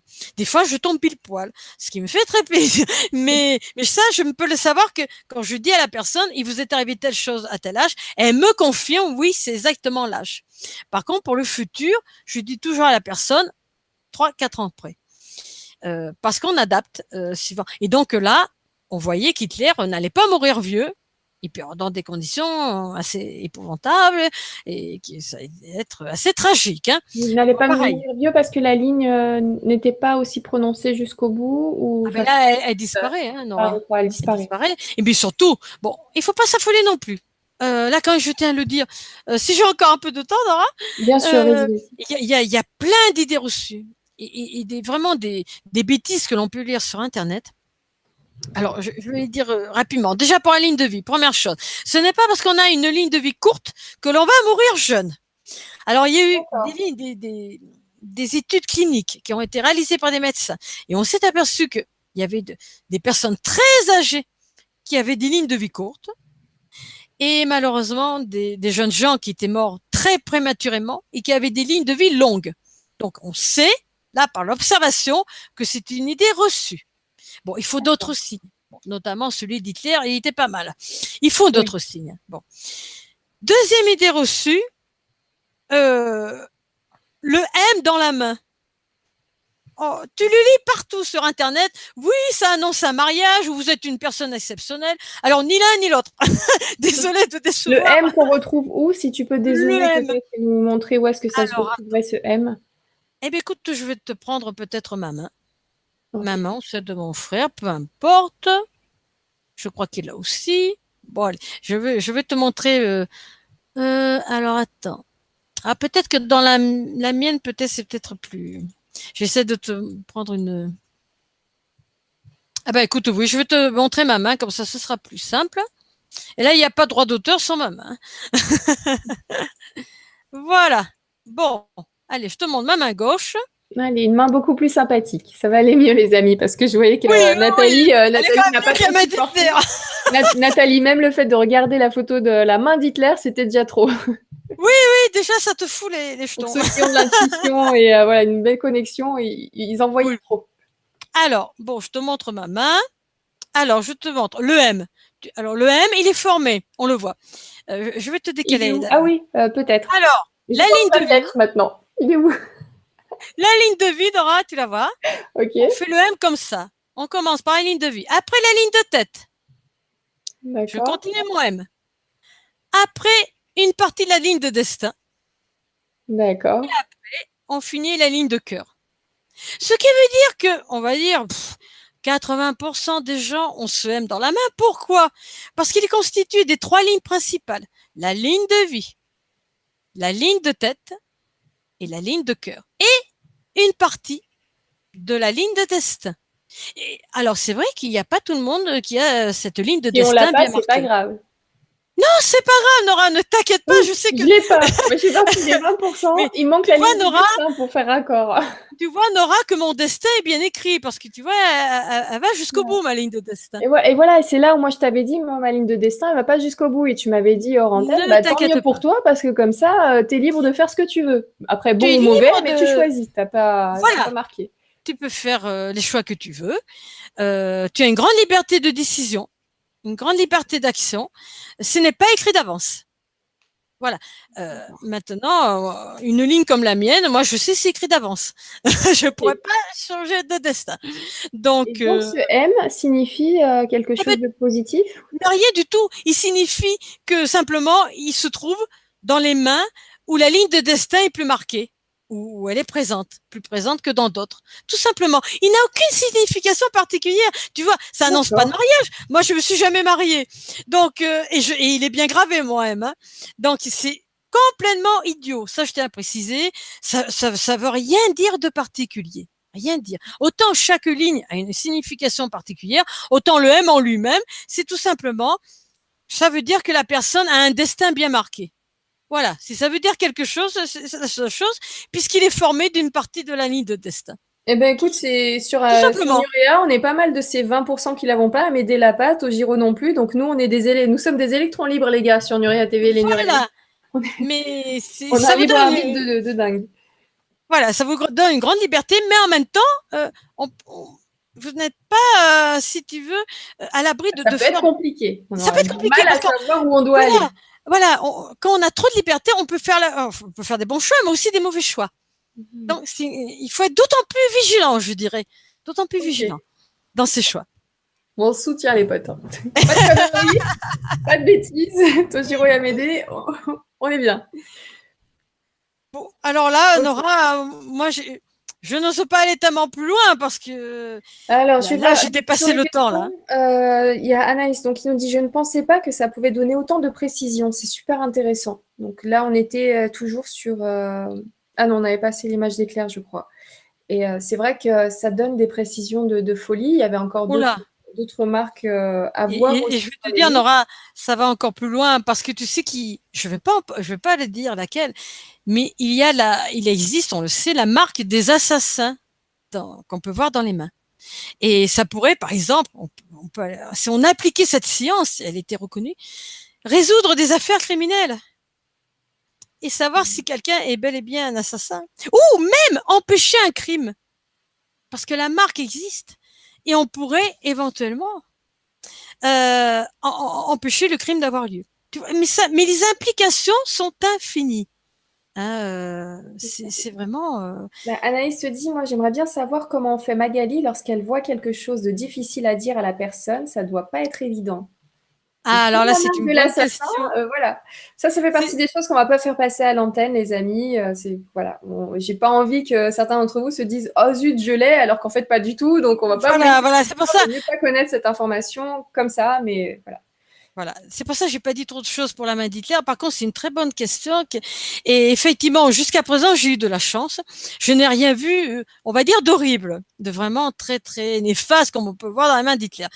Au pire, j'ai vu l'éventualité d'un danger pour des voyages à l'étranger, très lointains. Alors j'ai carrément dit à la personne, vous qui devait partir vraiment très loin, je dis, je vous autorise à voyager dans l'Europe, mais pas plus loin et pendant 10 ans. Je voulais vraiment me donner voilà Une grosse marge de une sécurité grosse marge, pour être voilà. sûr au niveau des dates. Et alors ça l'a ennuyé un peu, mais bon, alors il faut savoir aussi que la personne a son libre arbitre. Elle peut m'écouter, elle peut tenir compte de l'avertissement ou dire oh ben oh après tout zut, je vais y aller quand même. Et puis en même temps, bon, on ne saura jamais. Alors si elle m'écoute, elle n'y va pas, mais on ne saura jamais ce qui aurait pu se passer. Par contre, je sais que d'ici quelques temps, le signe va changer. Si elle vraiment, elle tient bon quoi, elle n'y va pas, voilà, parce que c'était ce qu'on appelle une ligne de voyage partant du monde de la Lune, parce que je t'ai dit que le monde de la Lune était aussi lié à l'étranger, au voyage lointain, une ligne de voyage qui venait frapper la ligne de vie, et c'était à son âge. Et c'est là que je lui ai dit, est-ce que vous avez prévu un long voyage? Et c'est là qu'elle m'a dit oui. Et c'est là que j'ai été obligée de lui dire, j'ai écouté, je suis obligée de vous dire, même si c'est un peu contrariant, hein, parce que je dis, j'espère que vous n'avez pas déjà pris les billets. Non. Alors déjà, c'était une bonne chose. C'est ça. C'est moins Mais difficile de reculer. voilà, De donc y aller. c'est vraiment le signe jusqu'à présent le plus ennuyeux j'ai eu à faire. En plus, c'était dans le futur. C'était bon. Sinon, j'ai vu des choses, oui, assez graves, mais dans le passé. Alors, c'était passé. Donc, j'ai pu dire à la personne, oui, vous avez eu là un gros problème, notamment des tentatives de suicide, ou alors des choses graves qui sont passées dans l'enfance au niveau de la famille. On ne Si peut tu vois rien ce que je veux cacher, dire, en Nora. Voilà, je savais qu'il s'était passé quelque chose de très grave. Même une dame qui m'a dit oui, je sais, mais j'ai occulté le souvenir, je ne peux pas le faire remonter à la source. J'ai dit non, on arrête tout. J'ai dit c'est pas la peine que de faire remonter le souvenir. Euh, Votre esprit l'a occulté pour une raison bien précise. On ne va pas le faire remonter à la surface. Elle m'a juste confirmé qu'il lui était arrivé quelque chose de grave dans sa famille. Mais voilà, le traumatisme avait été tellement important qu'elle avait occulté le souvenir. Et moi, j'ai arrêté tout de suite en lui disant surtout, laissez-le où il est. Hein, parce qu'il y a une bonne raison, inutile de faire remonter. Voilà les choses, mais en général, les choses les plus ennuyeuses que j'ai pu voir, c'était dans le passé. Mais c'est vrai, si ces personnes m'avaient consulté parce elles avaient un âge assez avancé, entre 50 et 60 ans, si elles avaient eu 20 ans, j'aurais été obligée de leur dire oui, il y a un souci à tel âge qui risque d'arriver. Mais pour le moment, voilà, j'ai pas eu mais c'est vrai, Ouais. c'est un cas de conscience, Nora, mais en même temps, je me dis, bon, j'ai le devoir. Euh, je pense que j'aviserai le moment venu. Et puis en Voilà, fonction là, les aussi, personnes qui ont eu le feeling de te contacter, la vie t'a fait rencontrer finalement des personnes qui n'avaient pas ces gros dossiers derrière eux ou devant eux. et puis je rencontre des gens qui sont assez merveilleux, je dirais. Et parce que je vais te dire quelque chose, Nora, quelqu'un qui va spontanément montrer ses mains. Eh bien, c'est quelqu'un qui n'a rien à cacher. Parce que quand tu montres tes mains, c'est comme si tu montrais ton âme. Tu mets ton âme à nu, hein. Parce que là, on pénètre vraiment dans la personne. Donc c'est même donc voilà, toutes les personnes qui viennent vers moi, donc c'est des gens vraiment qui n'ont. Je pense pas qu'un assassin m'envoie ses mains parce qu'il va se dire ben non, elle va le voir. Tu vois. Donc ça fait un filtre naturel, hein, spontanément. Les gens qui sont pas très nets, qui au fond d'eux-mêmes ne sont pas très bien. Je pense pas qu'ils viennent qu'ils aient l'idée de faire ce genre de d'analyse parce qu'ils veulent pas qu'on voit ce qu'ils sont au fond d'eux-mêmes. Même un menteur pathologique, ça se voit tout de suite. Hein. Donc ces gens-là, ben voilà, ils vont pas venir. Mais par contre, si on veut faire un petit test amusant, même si on n'y connaît rien, si on veut, voilà, se faire une idée sur quelqu'un qu'on connaît pas vraiment, on lui fait croire qu'on sait lire dans les mains. Elle dit ah ben tiens, ce serait amusant, tu me montres tes mains. Alors il va y avoir deux réactions. La première, spontanément, hop, la personne te met les mains sous le nez. Alors là, tu sais que c'est quelqu'un, voilà, qui n'a rien à cacher, qui met son âme à nu, qui aucun problème, pas de souci. Tu vas avoir une deuxième réaction. Oh, la personne va reculer d'un pas et mettre les mains au dos. Et là, t'as pas besoin de voir ces lignes, Nora, pour savoir que cette personne-là, C'est elle te montre pathologique. pas ce qu'elle est en réalité. Voilà, ça c'est voilà. Si on veut s'amuser à faire ce genre de test, parce que c'est spontanément, hein, la personne, il y a deux réactions. Et c'est vraiment bon. Après, voilà, si après tu dis ah ben non, finalement je sais pas lire, elle va être déçue, mais bon. Mais Mais voilà. c'est vrai que c'est pas mal. Bon, après les amis, moi, j'ai pas envoyé les photos de mes mains à Magali. Enfin, ça ne veut pas dire que je cache quelque chose. Et je suis plutôt dans les peurs, hein, pour ceux qui me connaissent bien. Et c'est vrai qu'on s'était connus, donc c'était avant que je sois pas mal malade là en fin d'année. Et sur le coup, j'avais pas envie de savoir ce qui allait se passer. J'étais un peu flippée. Donc c'est vrai que j'avais pas envie à ce moment-là d'avoir plus d'infos que ce que j'avais. Ouais. Donc c'est vrai qu'il y a aussi encore une autre option. Il y a aussi peut-être une période de la vie où on va être plus apte à chercher à se Oui, découvrir. Et à d'autres moments, on va se dire, bon, j'y vais pas parce que c'est peut-être pas le bon moment. Ou, tu sais, on peut ne pas être en confiance aussi par rapport à des histoires personnelles, un peu comme finalement dans mon cas. Donc effectivement, il y a des personnes qui cachent des choses et il y a des personnes qui n'ont pas envie de savoir des choses. tout à fait. Pas forcément qu'on cache, mais voilà, trop d'infos.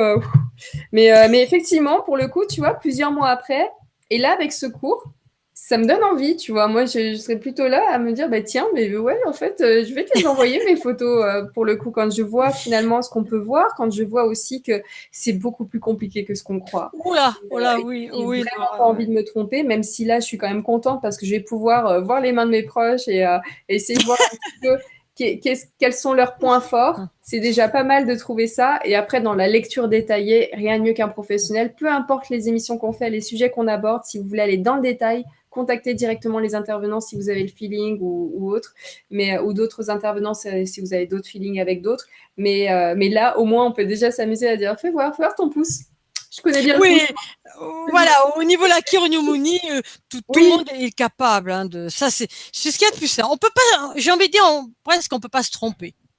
exactement. Le domaine délicat, c'est les lignes. Là, il faut faire très très attention. Voilà. Donc, on verra les lignes donc plus en détail la Bon, prochaine fois. Syl qui nous dit merci les filles pour cette super émission. Vivement la prochaine. Au revoir les copains. Véronique, oh my god, c'était par rapport aux informations précises, par rapport à l'histoire que tu avais racontée sur cette personne qui était venue te voir.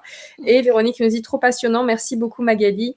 C'est clair, je te remercie énormément. S'il y en a s'il y a une petite question qui traîne que j'aurais pas vue, n'hésitez pas à la copier-coller.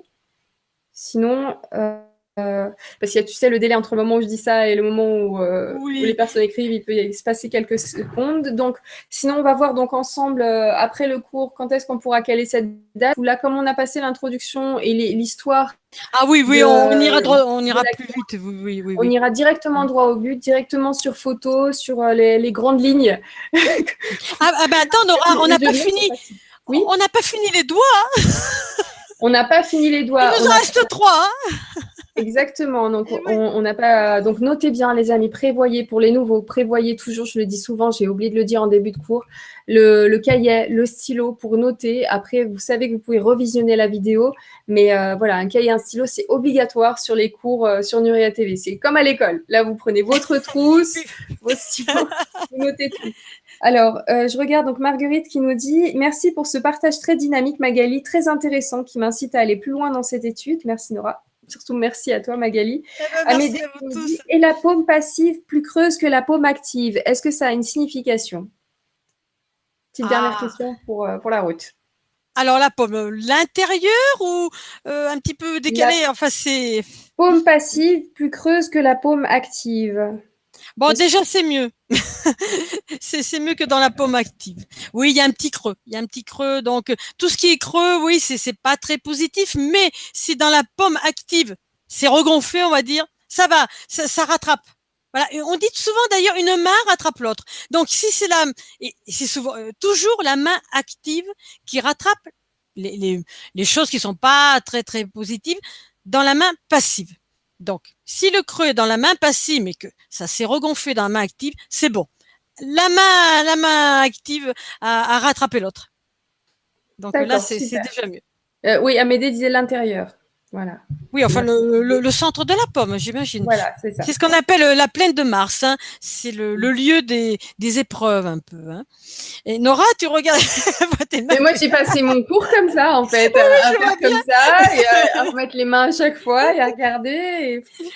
Et c'est clair que c'est marrant. Il y avait aussi quelque chose que tu m'avais dit il y a quelques mois, il y a ou 2 mois, quand Oui. on en avait parlé, le fait de rapprocher les doigts et de vérifier si on a aussi les lignes qui sont au même niveau. Enfin, je sais plus, Ah il y oui, avait... les phalanges, là, tu veux dire. Oui, les phalanges. Voilà, oui, oui. Oui, parce que ça permet de voir quand il y a des phalanges qui sont plus ou moins longues, d'une main à l'autre. C'est ça. Donc, ouais, il y a encore tellement de choses, les amis. Bon, alors, là, on va dire c'était l'introduction. Véronique Une nous dit, longue introduction, ouais. ouais. Véronique me dit, les choses négatives dans la main active ne peuvent être rattrapées. Les choses Ah, négatives dans si la main. on a encore le pouvoir de changer le destin. Si on tient compte de l'avertissement, du signe, à quel endroit il se trouve, voilà. Donc, mais il y a des tas de choses à prendre en compte, hein, parce qu'il n'y a pas qu'un signe, c'est un ensemble de signes, c'est-à-dire on fait une synthèse. Hein, donc, on est obligé de tenir compte de tous les éléments pour aboutir à la synthèse. Donc, il suffit pas de voir un signe, de savoir à peu près ce qu'il veut dire. Non, parce qu'on le met en rapport avec d'autres signes. Donc, c'est ça le plus difficile, justement, dans l'analyse des lignes. Donc, Déjà, on a autant, pu voir que quelque chose qui est dit d'un côté peut être rattrapé voilà. Et puis, par l'autre. on a toujours le pouvoir. On a tout le pouvoir. Et Parce que ensuite, les on lignes a le se pouvoir de modifient. changer. Oui. Voilà. Et puis, on peut effacer aussi un signe. Il peut s'effacer en fonction de nos choix, de nos décisions. Donc, Et on c'est vrai est, qu'avec la chirologie, ça nous permet d'avoir l'information, donc cette connaissance de pouvoir l'utiliser et c'est de ça l'importance parce que nos mains nous envoient des messages souvent essentiels. Déjà rien que pour accomplir, on va dire, notre chemin de vie, notre mission, hein, parce qu'il y a un peu notre plan de vie dans la main passive. Donc déjà savoir pourquoi on est fait, ce qu'on doit faire, la direction à prendre, déjà ça c'est capital. Et après elles peuvent nous donner des avertissements pour nous éviter des dangers, pour nous donner la possibilité, ben, voilà, de les surmonter, de mieux passer les épreuves pour après, voilà, aller d'autant plus loin. Donc c'est vraiment capital, essentiel de connaître ses mains, de comprendre ce qu'elles veulent nous dire. Et voilà. Effectivement. Ben, je te remercie pour ce cours. Merci les amis. Je vais finir sur une affiche de fin où je vais remettre la main que vous avez vue comme ça pour ceux qui veulent faire des arrêts sur image et s'imprimer cette main-là que vous pouvez aussi retrouver sur Google assez facilement ou comme l'a fait Amédée. Donc pensez d'ici au prochain cours à scanner vos mains ou à les photocopier? Parce que des fois en noir et blanc aussi, on voit pas mal de choses. Non, alors là, Nora, la photocopie, c'est zéro. Je vais te C'est le vrai? dire. Parce que Oh pour le là là, coup, parce que tu écrases la main sur le ah photocopie. oui, non, non, mais moi j'imaginais ça en mettant sa main en légèreté, On aérée, m'a quoi. on m'a envoyé des photocopies, ça ne fait pas du tout. Alors le mieux, c'est les photos avec un appareil photo numérique ou voire un iPhone. Ça marche très bien, hein, avec une bonne luminosité. Mais alors la photocopie, là, je déconseille, hein, parce que Donc, vraiment. gardez, soit vous imprimez vos photos, donc vous faites une photo. Là, c'est le conseil de la professionnelle. Faites une photo de préférence, comme ça, vous êtes sûr de ne pas avoir écrasé la main, ni de flash, ni rien Ah qui pourrait oui, effacer des choses. Et vous faites la photo, donc soit vous gardez sur votre ordinateur cette photo sur un autre écran pour pouvoir analyser plus correctement, parce que moi, j'ai passé ma soirée comme ça. Voilà, donc ce serait mieux avec photo où, pareil, on pourrait zoomer, vérifier justement, voir voilà. les détails. Soit vous l'imprimez et puis voilà, vous l'avez sous la main. Quand on imprime, on voit un peu moins bien. Mais enfin, moi aussi, j'imprime. Parce que quand je donne des consultations, que j'ai la personne à l'écran, je suis obligée d'imprimer. Mais pour les analyses, c'est toujours l'écran. Parce que Ouais. là, Mais là, c'est vraiment pour soi, hein. C'est pour tous les Voilà, numéros, c'est voilà. soi au prochain cours. Donc, c'est vrai C'est qu'on vrai ne sera pas des professionnels, on ne sera pas dans le détail, que tu mais veux, dans les grandes lignes, ça devrait passer dans avec une les grandes lignes, photo. voilà, d'accord. Mais si tu veux pénétrer, vraiment voyager au cœur de la main, c'est le zoom sur l'écran de ton ordinateur. Là, c'est extraordinaire. Ok, ben, on sera prêt pour la prochaine. Je vous remercie beaucoup, les amis, d'avoir pris ce cours et d'avoir passé ce moment avec nous sur Nurea TV. Merci Magali pour ce savoir que tu partages sur Nurea TV. Merci vraiment beaucoup parce que c'est vraiment important. Donc, je te remercie beaucoup pour ce travail-là qui n'est pas rien. Préparer un cours comme ça via le web pour tout expliquer et tout ça, merci. Oui, c'est Merci du pour le travail. travail. C'est du travail. Les amis, donc comme je vous l'ai dit, je vous laisse avec un petit coucou de la main. Et puis, on se retrouve très très vite sur Nuria TV cette semaine, fin de semaine. À très bientôt les amis. Ciao